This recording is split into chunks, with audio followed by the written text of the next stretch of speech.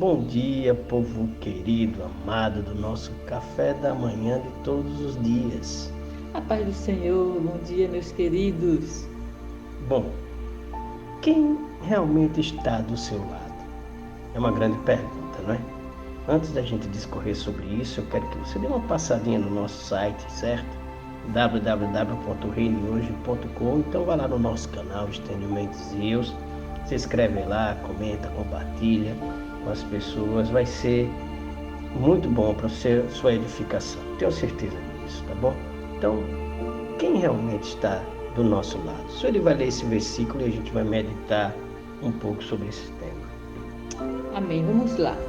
2 Timóteo, capítulo 4, verso 10 e 11 diz assim: Pois Demas, amando este mundo, me abandonou e foi para Tessalônica. Crescente foi para a Galáxia e Tito para a Dalmácia.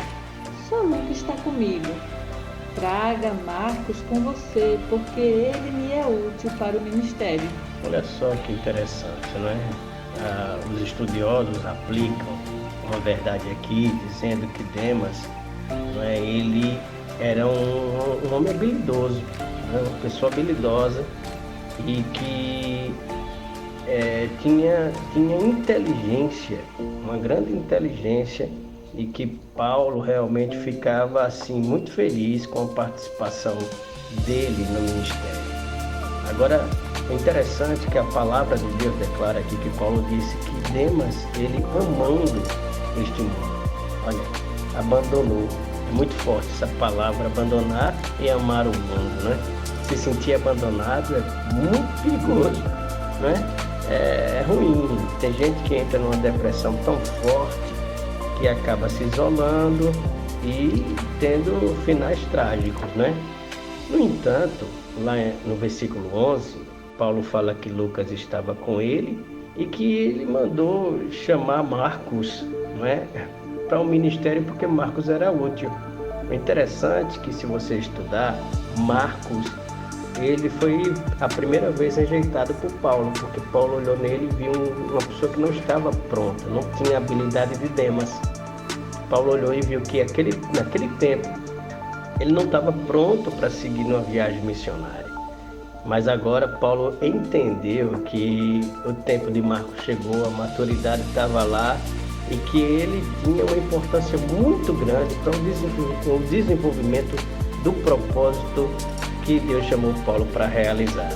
O interessante é esse. O interessante é que a gente pega essas duas vertentes e olha alguém com habilidade e diz: não, essas pessoas jamais vão nos deixar. Essas pessoas estão amadurecidas, essas pessoas, elas têm essas habilidades, então sabem qual é o caminho. Mas o resultado foi o quê? Que as paixões, os desejos do mundo, não é?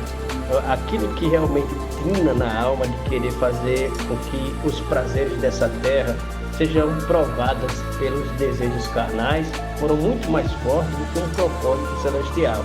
E eu fico imaginando quantas pessoas hoje estão aí abandonando liderança, abandonando amigos, abandonando família, abandonando irmãos, abandonando um propósito, abandonando um chamado por causa do amor do mundo, o desejo do mundo, não é?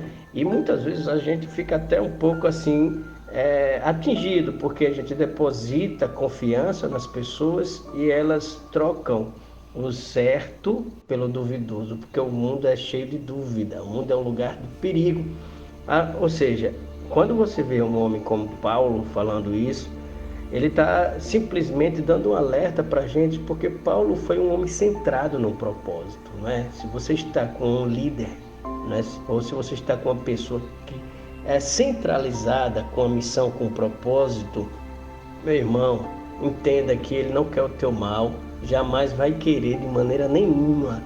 No entanto, se você deposita certas confianças em pessoas que você acha que nunca vai te deixar, também você tem que ter cuidado. Nem todas as pessoas prontas aos nossos olhos estão prontas aos olhos de Deus, não é? Então nós precisamos entender que não é as habilidades que a gente tem que conta para Deus, ou aquilo que a gente sabe fazer que conta para Deus.